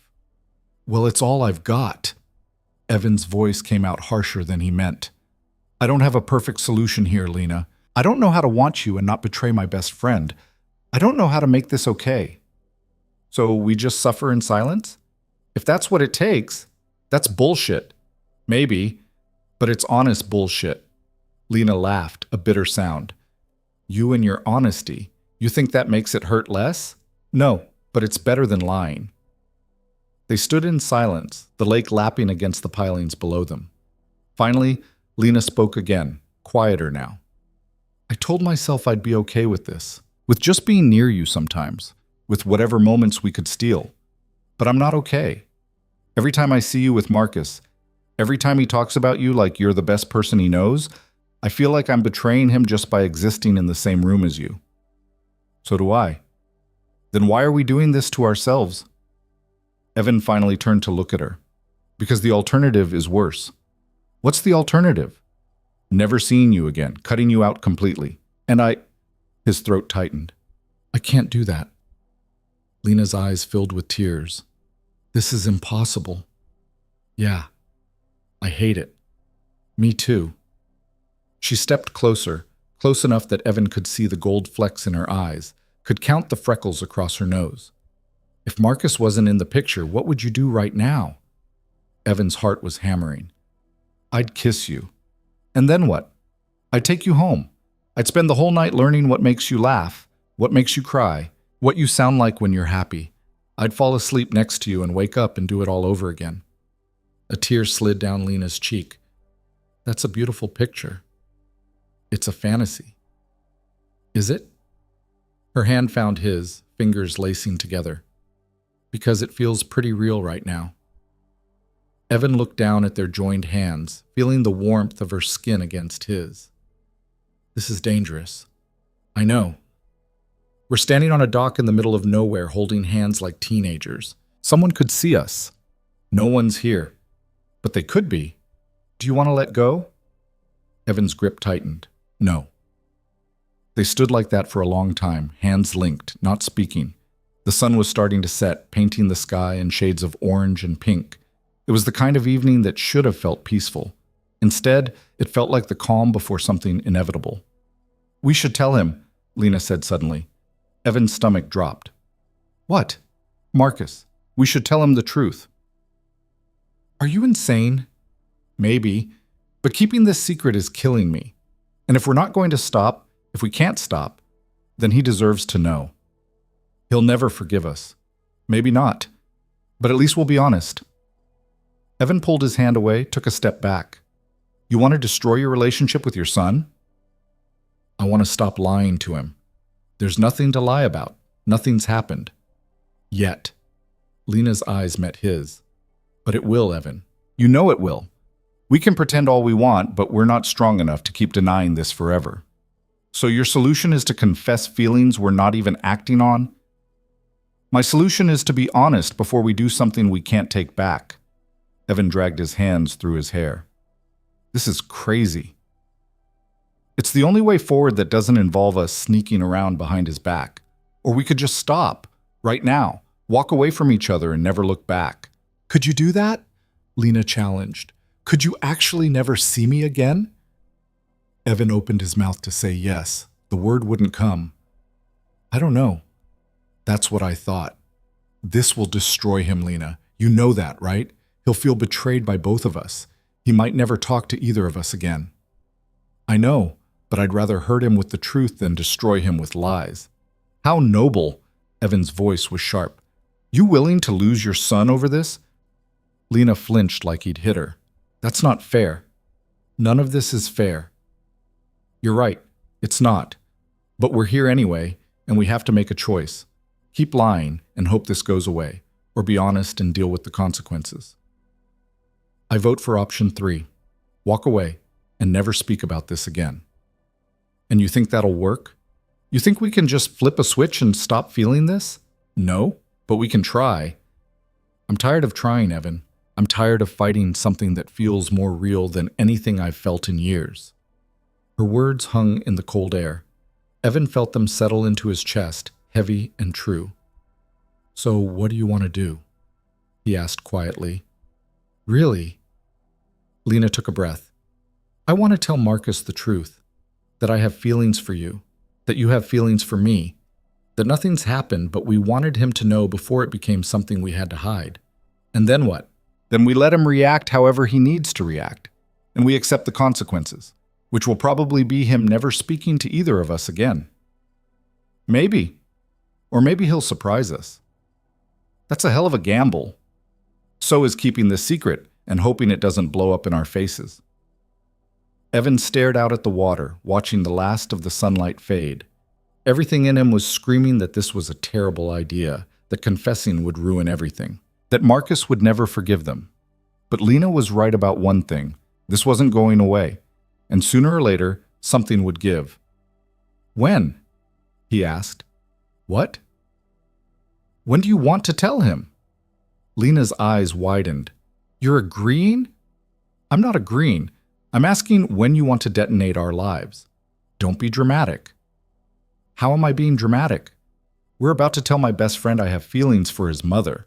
That's pretty much the definition of a friendship-ending revelation. Maybe. Lena stepped closer again. Or maybe he'll see that this isn't something we planned, that we tried to fight it, that we came to him before anything happened because we respect him too much to lie. You have a lot of faith in his capacity for understanding. He's my son. I know him. Not like this, you don't. Nobody knows how they'll react to something like this until it happens. Lena's jaw set. So we do nothing? We just keep torturing ourselves? I don't know what we do, but blowing up everyone's life in one conversation seems extreme. Then what's your suggestion? Evan didn't have one. He had nothing except the growing certainty that they were all headed for disaster no matter which path they chose. His phone rang. Marcus. They both stared at it like it was a bomb. You should answer, Lena said. I can't. You have to. Evan answered on the 4th ring. Hey. Finally, where have you been? I've been calling all afternoon. Just out. What's up? I need to talk to you. Can you meet me at Murphy's in like 20 minutes? Evan's stomach was in his throat. Everything okay? Yeah, I need to talk to someone, and you're the only person who won't bullshit me. Okay, I'll be there. Thanks, man. I owe you. The call ended. Evan looked at Lena, who'd gone pale. What did he want? She asked. To meet at Murphy's. Said he needs to talk. Did he sound upset? He sounded like Marcus. I couldn't tell. They stared at each other, both thinking the same thing. Did he know? Had someone seen them together? Was this the confrontation they'd been dreading? You should go, Lena said. What are you going to do? Go home. Wait. Try not to panic. Evan wanted to reach for her, to offer some kind of comfort, but his hand stayed at his sides. If he knows, then we deal with it, together. Lena, go, Evan. He's waiting. Evan walked back to his truck, every step feeling like he was walking toward an execution. Behind him, he heard Lena's car start, then pull away. He sat in his own truck for a moment, hands on the steering wheel, trying to prepare himself for whatever was coming. Then he drove to Murphy's. Marcus was already at the bar, nursing a beer and staring at his phone. When Evan slid onto the stool beside him, Marcus looked up and Evan's heart sank. His friend looked wrecked, eyes red, jaw tight, like he'd been crying or trying not to. What happened? Evan asked. Marcus took a long pull from his beer. You remember Ashley? Relief flooded through Evan so fast he felt dizzy. This wasn't about Lena. Yeah. She texted me today, wants to get back together. That's good, right? You liked her. I did. I don't know. Marcus set down his beer. She said she made a mistake, that she got scared because things were getting serious and she freaked out. She wants another chance. So what's the problem? The problem is I don't know if I believe her or if I even want to try again. Marcus turned to face him. How do you know when someone's worth the risk? Evan felt the weight of the question. I don't know, man. I've never been good at that. You were married. You must have known at some point. I knew Claire was pregnant and I needed to step up. That's not the same thing. But you loved her once, right? I thought I did. Turns out I loved the idea of her more than the reality. Marcus absorbed that. How do you tell the difference? The difference between what? Between loving someone and loving who you want them to be. Evan thought about Lena, about how he'd known her as Marcus's mom for years without really seeing her, about how once he'd actually looked, he couldn't stop seeing her. I think you know you love someone when they're more real than the story you tell yourself about them, Evan said quietly. When all the things that should push you away just make you want to stay closer. Marcus was quiet for a long moment. That's pretty profound for someone who claims to be bad at this. Just because I know the theory doesn't mean I can execute. Fair enough. Marcus signaled for another beer. So should I give Ashley another shot? Do you want to? I don't know. Part of me wants to tell her to fuck off. But another part... He stopped, shook his head. Another part thinks maybe everyone deserves a second chance. Not everyone. No? Some people show you who they are the first time. You don't need to wait for them to prove it twice. And how do I know which one Ashley is? Evan took a drink from his own beer. You don't. That's the risk. Marcus slumped against the bar. I hate this. Dating. All of it. Why can't things just be simple? Because nothing worth having is simple. Since when did you become a philosopher? Since about 5 minutes ago. That got a laugh out of Marcus. Small, but genuine. They sat in silence for a while, drinking their beers, watching the game on the TV neither of them cared about. Can I ask you something? Marcus said eventually. Evan's chest tightened. Sure. Do you ever think about trying again with relationships? Sometimes. What stops you? Fear, mostly. That I'll screw it up like I screwed up my marriage. That Sophie will get attached and then I'll fail again. That's pretty bleak. Yeah, well, I'm not known for my optimism. Marcus turned to look at him. You deserve to be happy, man. You know that, right? Evan's throat felt tight. So do you. I'm working on it. Marcus finished his beer. Thanks for coming out. I know you've been busy lately. It's fine. No, really, I appreciate it. You're always there when I need you. The guilt was suffocating. Evan forced himself to meet Marcus's eyes. That's what friends do. Yeah, but you're more than a friend. You're family. The word hit Evan like a physical blow. He managed to nod, managed to keep his expression neutral, but inside he felt like he was coming apart. They stayed for another hour, the conversation drifting to safer topics. By the time they left, Marcus seemed lighter, less burdened. Evan felt the opposite, heavier with every word, every moment of trust he didn't deserve. In the parking lot, Marcus pulled him into a quick hug. Thanks again, man. You're the best. Anytime. Hey, you should come over for dinner this week. Mom keeps asking about you. Says we don't see you enough. Evan's stomach dropped. I don't know if I can. Work's been crazy. Come on, one dinner. I'll even cook. That's supposed to be an incentive? Okay, Mom will cook, but I'll do the dishes. I'll check my schedule. That's code for no, isn't it? It's code for maybe. Marcus studied him. Are you sure you're okay? You've been weird lately. I'm fine, just tired. Yeah, you and everyone else. Marcus unlocked his car. Drive safe. You too. Evan sat in his truck and watched Marcus drive away. Then he pulled out his phone and texted Lena. False alarm. He wanted to talk about his ex. The response came immediately. Thank God, I was freaking out. Me too. We need to talk. I know. Tomorrow? My place? Marcus has a job site 2 hours away, won't be back until evening. Evan stared at the message. Knew he should say no. Knew going to her house when they'd be alone was the worst possible decision. What time? Noon? I'll be there. He drove home through streets that looked the same as always but felt completely foreign. Everything was tilting, shifting, the ground beneath him no longer solid. When he finally fell into bed hours later, he couldn't sleep. Just lay there staring at the ceiling, thinking about Marcus calling him family, about Lena wanting to tell the truth, about the fact that tomorrow he was going to her house fully aware that something was going to break. And he was going anyway, because Lena was right about one thing. They weren't strong enough to keep fighting this, and maybe that made them weak. Maybe it made them selfish. Maybe it made them the worst kind of people. But it also made them human. And humans, Evan was learning, were really good at making terrible choices that felt inevitable. Evan showed up at noon with coffee he didn't drink and a speech he'd rehearsed 3 times in his truck. The speech died the moment Lena opened the door.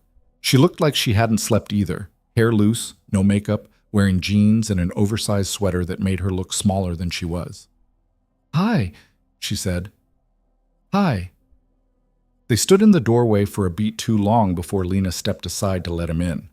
The cottage looked the same as it had weeks ago, but everything felt different, sharper, more real. Coffee? Lena asked, even though he was holding one. I'm good. Right, of course.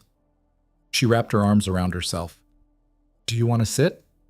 They moved to the living room and sat on opposite ends of the couch, a careful distance between them. The silence stretched until Evan couldn't take it anymore. So, what did you want to talk about? Lena turned to face him. I've been thinking about what I said yesterday, about telling Marcus. And? I think I was wrong. Evan felt something unclench in his chest. Okay, not about being honest, about the timing.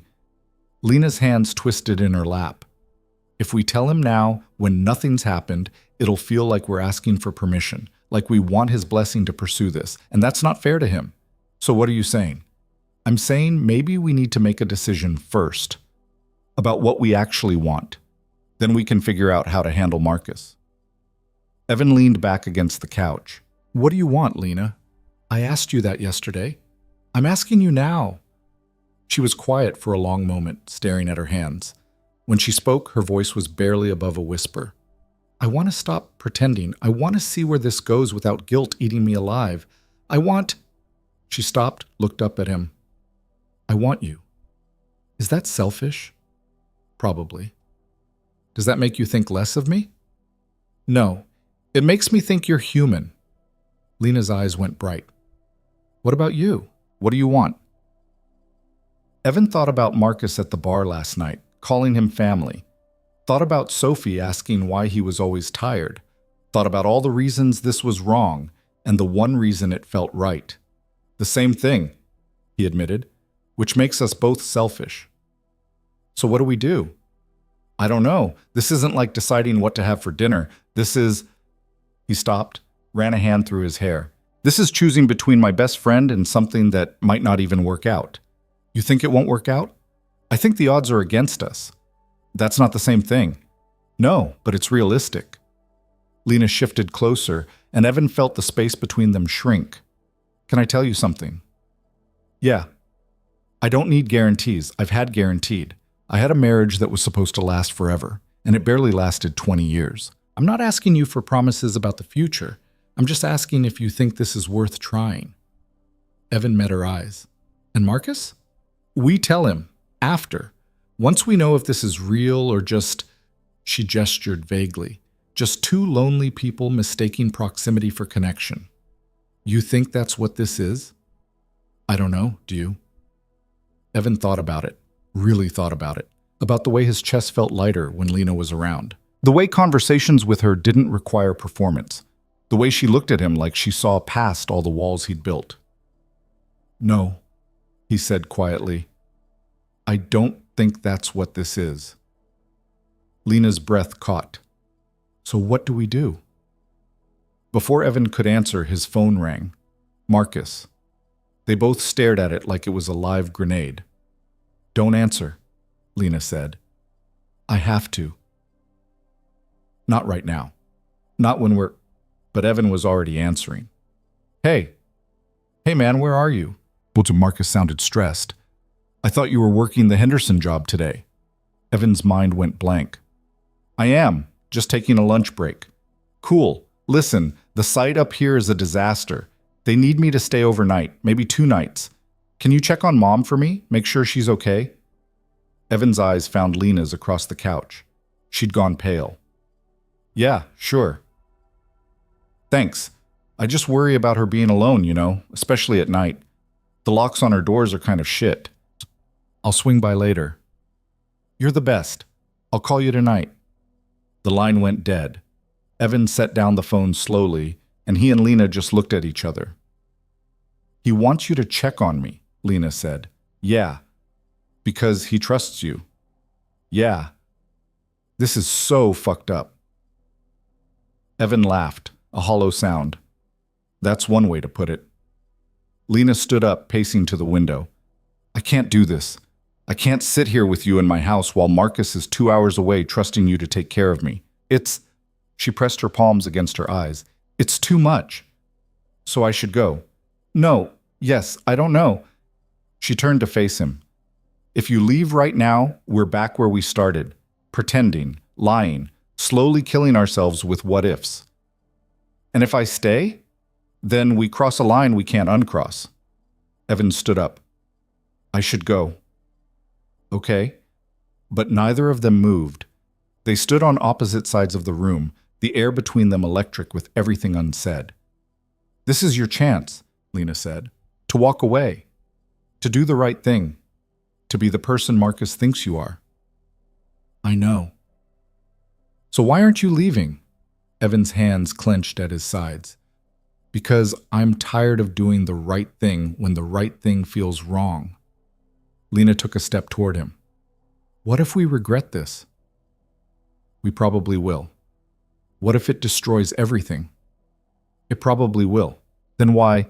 Because I'd rather have one honest thing in my life than spend the rest of it wondering what if. Evan closed the distance between them. I'm tired, Lena. I'm tired of being noble.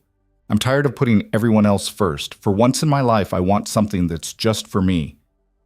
Lena's eyes were shining. Even if it hurts people you love? Even then. That makes us terrible people. Yeah, it does. They stood inches apart, both breathing too fast, both knowing that this was the moment, the point of no return. Lena reached up, her hand hovering near his face. If we do this, there's no going back. I know. Marcus will hate us. Probably. We might hate each other eventually. Maybe. Her hand touched his cheek, and Evan felt it like an electric shock. Are you sure? Instead of answering, Evan kissed her. It wasn't gentle or tentative. It was weeks of tension breaking all at once, desperate and messy and real. Lena made a sound against his mouth, her hands fisting in his shirt, pulling him closer. Evan's hands found her waist, then her back, then her hair, pulling it loose from the knot she'd tied it in. They broke apart, both breathing hard, foreheads pressed together. We're really doing this, Lena whispered. Yeah. I'm terrified. Me too. She kissed him again, softer this time, and Evan felt something in his chest crack open, something that had been locked away for so long he'd forgotten it existed. The possibility of being wanted, of being chosen, of mattering to someone in a way that didn't require him to be useful or strong or anything except himself. They spent the afternoon tangled together on her couch, talking and kissing, and occasionally falling into silence that didn't feel empty. Evan told her about his mom's death, about the guilt he still carried for not being there at the end. Lena told him about the loneliness of her marriage, about feeling like a ghost in her own life. I used to fantasize about dying, she admitted, voice quiet. Not suicide, just not existing. Like if I could just disappear, everyone would be better off. Evan's arm tightened around her. That's dark. I know, but it's true. She looked up at him. You're the first person who's made me feel like existing might actually be worth it. That's a lot of pressure. I know. Sorry. Don't be sorry. Evan kissed her forehead. I get it. I felt the same way. Around 5, reality started creeping back in. Lena's phone buzzed with a text from Marcus. How's your day going? Evan said he'd check on you later. She showed Evan the screen. What do I say? The truth, that your day's fine, that feels like lying. It's not lying. Your day is fine, isn't it? Lena looked at him, something soft in her expression. Yeah, it's more than fine. She texted back a simple response, and they both stared at the phone like it might explode. When it didn't, Lena set it down. He's going to find out eventually, she said. I know. And he's going to be devastated. I know that too. So when do we tell him? Evan thought about it. Not over the phone. Not while he's 2 hours away. We wait until he's back. We sit him down, face to face, and we tell him the truth. Which is what exactly? That we've been lying to him for weeks? No. That we tried not to have feelings for each other and failed. That we know this is complicated and messy and probably a mistake, but we want to try anyway. That we're sorry for the position it puts him in, but we're not sorry for how we feel. Lena was quiet for a long moment. You've thought about this. I haven't thought about anything else. And you think he'll understand? No. But I think he deserves honesty more than he deserves comfortable lies. The words settled between them. Lena nodded slowly. Okay. When he gets back, we tell him together. Evan stayed until dark, neither of them wanting to break the bubble they'd created. But eventually, he had to leave. Had to go back to his own empty house and pretend everything was normal. At the door, Lena kissed him one more time. Thank you. For what? For being brave enough to stay. I don't feel brave, I feel terrified. That's what bravery is. Being terrified and doing it anyway. Evan drove home with his heart in his throat, replaying the afternoon in his head. The way Lena had felt in his arms, the sound of her laugh, the weight of what they'd done settling into his bones. His phone rang around 9. Marcus. Hey, Evan answered, guilt flooding through him. Hey man, just checking in. Did you swing by Mom's? Evan closed his eyes. Yeah, she's good. Everything's fine. Thanks for doing that. I know it's out of your way. It's not a problem. You're a good friend, Evan. I don't tell you that enough. The words were a knife to the chest. You too. Anyway, I should probably crash. Long day tomorrow. I'll call you when I'm heading back. Sounds good. After they hung up, Evan sat in his dark living room and hated himself. Not for being with Lena, that was the only thing in weeks that had felt right, but for the lie. For the betrayal that was coming. For knowing that no matter how this ended, someone he loved was going to get hurt. The next day dragged. Evan worked a job he could have done in his sleep, his mind somewhere else entirely. Around noon, Lena texted, I miss you. I saw you 12 hours ago. I know, still miss you. Evan found himself smiling despite everything. Me too. Marcus called. Said he'll be home tomorrow evening. Evan's stomach dropped. So we tell him tomorrow night. Yeah. Are you ready? No. You? Not even a little. But I think that's the point. They texted sporadically throughout the day. Nothing heavy, just small connections that made Evan feel less alone. By the time evening rolled around, he was exhausted in a way that had nothing to do with physical work. Sophie called before bed, her small voice chattering about her day at school. Evan listened and made the appropriate sounds, but his mind kept drifting. What would Sophie think when she found out? Would she understand? Would Claire use this against him in some custody battle down the road? Daddy, are you listening? Yeah, baby. Sorry, I'm listening. You sound sad. I'm not sad, just tired. You're always tired. The observation stung because it was true. I know. I'm sorry.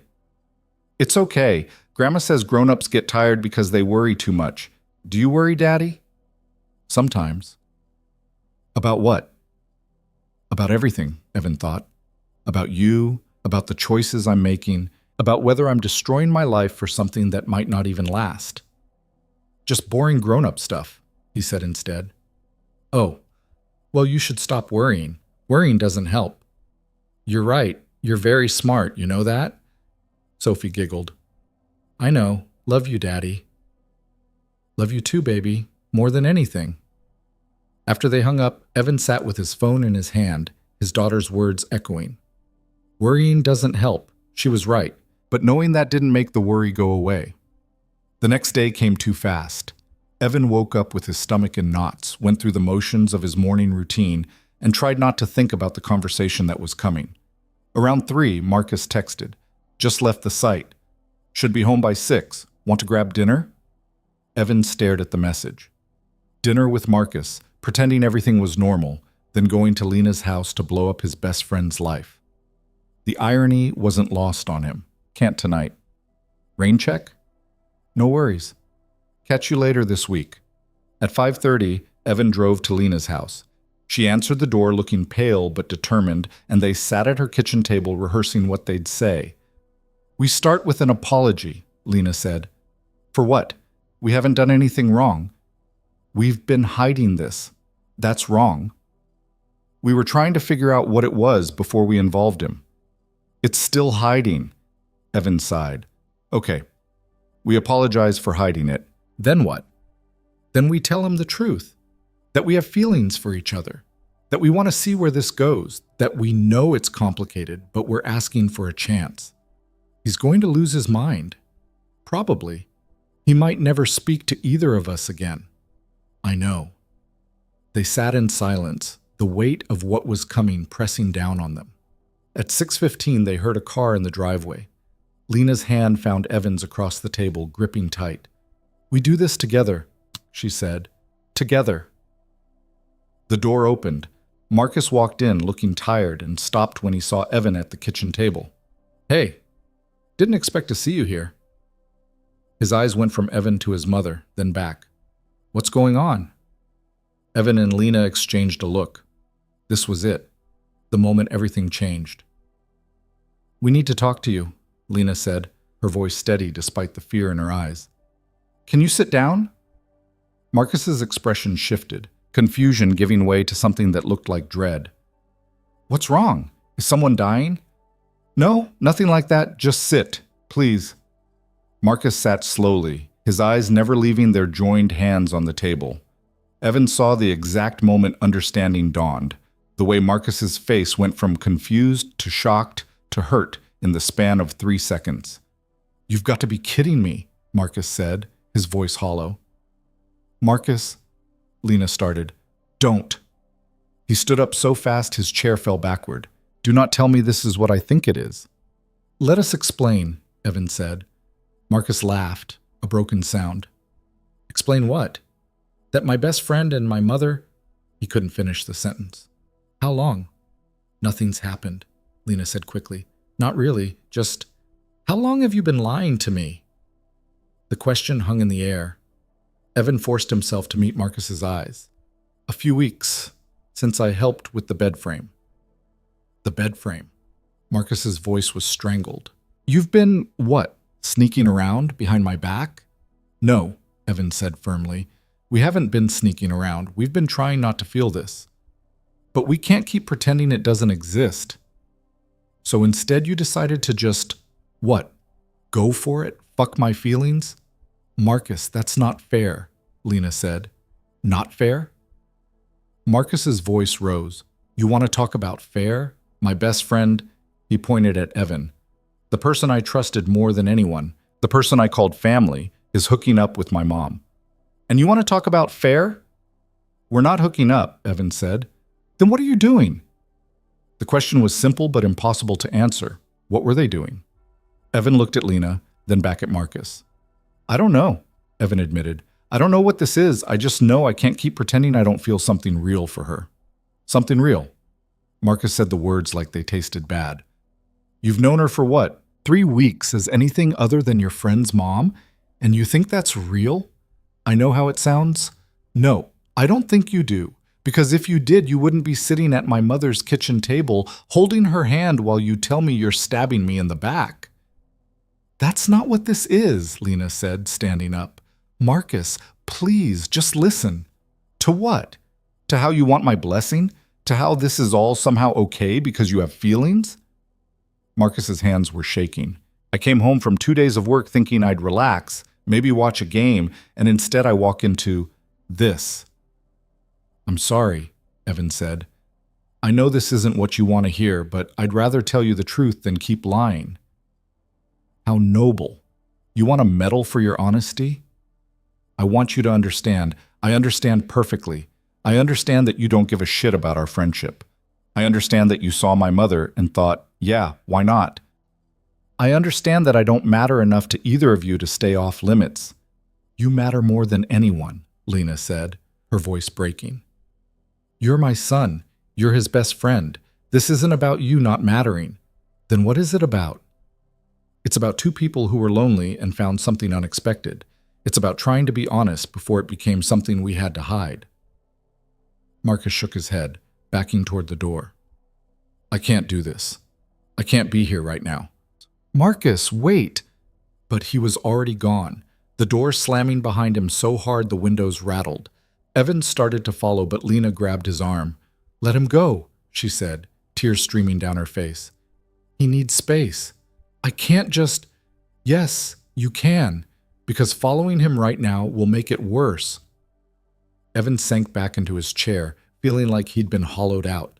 Lena sat beside him, and they held each other while she cried and Evan stared at nothing, replaying Marcus's words. You don't give a shit about our friendship. Was that true? Had Evan really just destroyed the most important relationship in his life for something that might not even work out? An hour passed. Then 2. Marcus didn't call, didn't text, just silence that felt like judgment. Maybe I should try calling him, Evan said. Not tonight. Give him time. Time to hate us more? Time to process. But Evan couldn't just sit there. He kissed Lena goodbye and drove to Marcus's apartment. The lights were on, but Marcus wouldn't answer the door no matter how many times Evan knocked. I know you're in there, Evan called through the door. Just let me talk to you. Silence. Marcus, please. I know you're pissed. You have every right to be, but don't shut me out. More silence. Then, finally, Marcus's voice came through the door. Go home, Evan.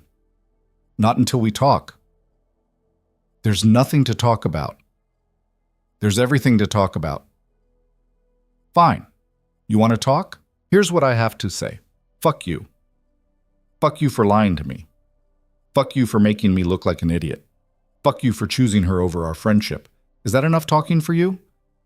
Evan's throat tightened. I didn't choose her over you. Yeah, you did. The second you decided your feelings mattered more than mine, you made that choice. It's not that simple. It is that simple. You're either my friend or you're not, and friends don't do this. So what? We're done? 25 years of friendship over? A long pause. Then, yeah, I think we are. The words hit like a fist. Evan stood outside the door, hand pressed against the wood, feeling everything crack apart. Marcus, go home, Evan, and don't come back. Evan stood there for another minute, but Marcus didn't say anything else. Finally, Evan walked back to his truck and sat in the driver's seat, hands shaking. He drove back to Lena's without deciding to. She opened the door before he could knock, took one look at his face, and pulled him inside. He won't talk to me, Evan said. Says we're done. Lena's face crumpled. I'm so sorry. Don't be sorry. This isn't your fault. It's both our faults. Evan pulled her close, and they stood in her entryway holding each other, both of them grieving what they'd just lost. The days that followed were brutal. Marcus wouldn't answer calls or texts from either of them. Word spread through their small town, not the details, but enough. Evan's best friend and his mother were suddenly not speaking to each other, and people noticed. Sophie picked up on the tension during her weekend visit. Why are you sad, Daddy? Just some friend stuff. Did you fight with Uncle Marcus? The word uncle twisted the knife. Something like that. You should say sorry. That's what my teacher says. When friends fight, someone has to say sorry first. I did say sorry. Then he should say sorry back. That's how it works. If only it were that simple, Evan thought. 2 weeks passed. Then 3. Evan threw himself into work, took on more jobs than he could reasonably handle, came home exhausted every night. Lena called him every evening, and they'd talk until one of them fell asleep, the phone still pressed to their ear. The relationship, if that's what it was, existed in this strange limbo. They'd see each other a few times a week, always at her place, never in public where someone might see and tell Marcus. It was everything Evan had said he didn't want. The hiding, the secrecy. But it was also real in a way nothing else in his life had been in years. One night, lying in Lena's bed, she turned to him. "Do you regret it? Telling him?" Evan thought about it. "I regret hurting him, but I don't regret being honest." "Even though it cost you your best friend?" "Yeah, even then." He pulled her closer. "Do you regret it?" "No, but I miss my son. I miss the way things were before." "So do I." They lay in silence, both mourning what they'd lost for what they'd found. A month after the confrontation, Evan was finishing a job when his phone rang. Unknown number. "Hello?" "It's Marcus." Evan's heart stopped. "Hey." "Don't hey me. I'm calling because Mom asked me to. Says you're avoiding her." "I'm not. I don't care. I'm calling to tell you that I'm going to try to accept this. Not because I forgive you. I don't. Maybe I never will. But because she's my mother, and I can't cut her out of my life forever." "Marcus, I'm not done. I'm accepting it because she deserves to be happy, even if her choice of who makes her happy is the shittiest possible option. But don't mistake acceptance for approval. We're not friends anymore. We're not brothers. You're just the guy dating my mom, and that's all you'll ever be." The words hurt worse than Evan had expected. "I understand." "Good. Don't hurt her. Because if you do, I will make your life hell. Are we clear?" "Crystal." The line went dead. Evan sat in his truck, Marcus's words echoing. Not friends anymore, not brothers. That night he told Lena about the call. She cried, but they were grateful tears. "He's trying. That's something." "It's something," Evan agreed. Progress came slowly. Marcus started returning Lena's calls, though the conversations were stilted and short. He came to her house for dinner once a month, and if Evan happened to be there, Marcus would nod and then ignore him for the rest of the evening. It wasn't forgiveness, but it was a start. 6 months later, Lena convinced Marcus to come to one of her art shows, a bigger one this time, at a gallery downtown. Evan stood in the corner, giving Marcus space, watching Lena talk to admirers of her students' work. Marcus approached him halfway through the night, 2 beers in hand. He held one out to Evan. "Peace offering," Marcus said. Evan took it carefully. "Thanks." They stood in uncomfortable silence, both drinking their beers and pretending to look at the art. "She's happy," Marcus said finally. "Happier than I've seen her in years." "Yeah. I hate that it's with you, but I can't deny it's real." Evan looked at his former best friend. "I know I can't make this right, but I want you to know I tried not to feel this way. We both did." "I know. Mom told me." Marcus took a long drink. "Doesn't make it easier, but I'm trying to understand." "That's more than I deserve." "Yeah, it is." Marcus turned to face him. "Here's the thing. You hurt me worse than anyone ever has. Worse than my dad leaving. Worse than anything. Because I trusted you completely and you betrayed that." "I know. But you also didn't lie once you couldn't anymore. You told me the truth when you could have kept hiding it. And as much as I hate what you did, I respect that you didn't sneak around." Evan didn't know what to say. "I'm not saying we're friends again," Marcus continued. "I don't know if we'll ever be friends again. But maybe someday we can be something, for her sake, if not ours." "I'd like that." Marcus nodded, finished his beer, and walked away. But before he left the gallery, he stopped by Lena and kissed her cheek, said something that made her smile, and when he passed Evan on his way out, he gave a small nod. It wasn't much, but it was something. That night, lying in Lena's bed, Evan traced patterns on her arm. "Marcus talked to me tonight." "I know. I saw." She turned to look at him. "Are you okay?" "Yeah. I think maybe we'll be okay. All of us. Eventually." I hope so. They fell asleep tangled together, and for the first time in months, Evan didn't dream about losing everything.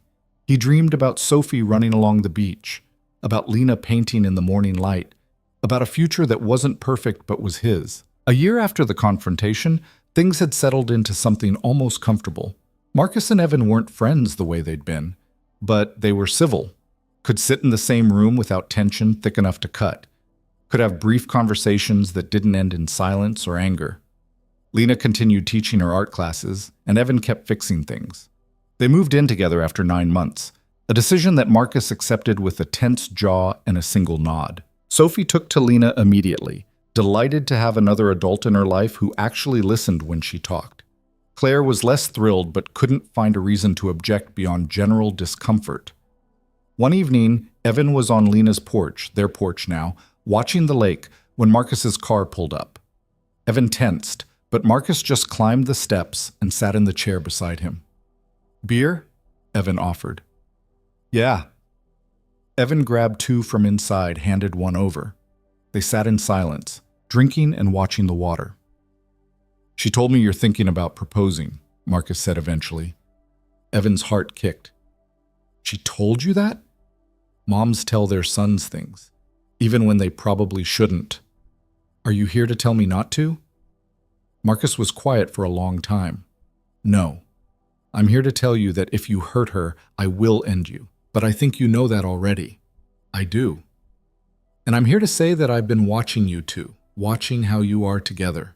And I've never seen her like this. Not even with my dad when things were good."